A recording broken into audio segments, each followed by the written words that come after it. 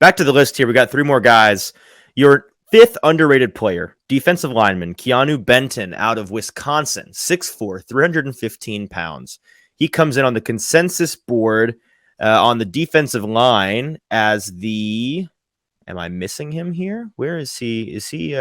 Oh, here he is. 126th overall prospect. A good ways down the board here. Where do you have him on your list? I'm assuming you probably have him in the top 100 on your draft board. And what do you think people are missing about him? I have Keeanu Benton as the 55th overall player and 7th ranked defensive tackle. Whoa, that's crazy. But, I don't think that's... So here's the thing with the consensus board is I don't think that it weights. I don't know how they do the calculation, but it's like you'll get positional value. Some of these, well, no, I don't think they weight when the board was made because there's some of these outlets like I keep up with the consensus, and there's you've got like Draft Tech, Tankathon, Draft Buzz. There's all these kind of different. There's a few different outlets out there where I really do question if whoever's making these rankings is watching these players. I sort of think that there's a lot of outlets that just kind of, they might watch like the top 20 players, but I'll see places that have like a top 400 and it's like, how have you watched 400? How do you have an opinion on 400 players? So I think there's a lot of that stuff. I'm looking at his rankings, he's 143rd on Draft Tech. It's like, I don't really think that's a valid ranking. And I look at the recently updated ones. He's 70th on PFF's board, 54th on the ESPN board, 55th on Todd McShay.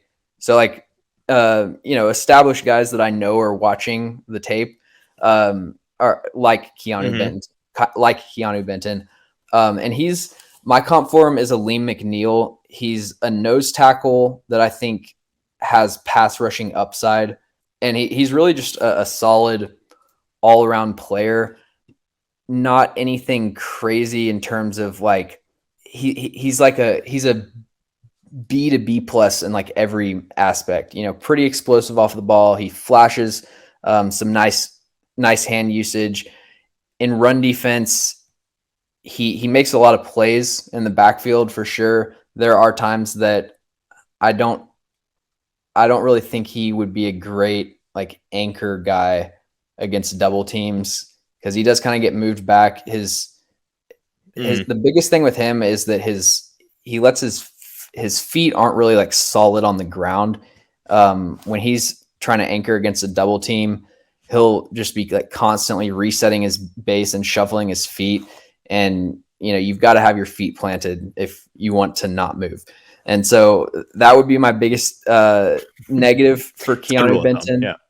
And I don't think he's not going to be this great elite interior rusher because he doesn't have the bend to finish pressures into sacks. He'll get upfield, get into the pocket, and then guards will be able to flush him out and just like flush him back towards the end zone and let the quarterback step up into the pocket. So yeah, not really like a finisher, but being able to work through double teams and be a run defending nose tackle that also can pressure the quarterback, that is really valuable. And I think he is a back end of the second round type of guy. Just because same thing with Aleem McNeil really is like if you have pass rushing upside as a nose tackle, that's something that NFL teams are going to value.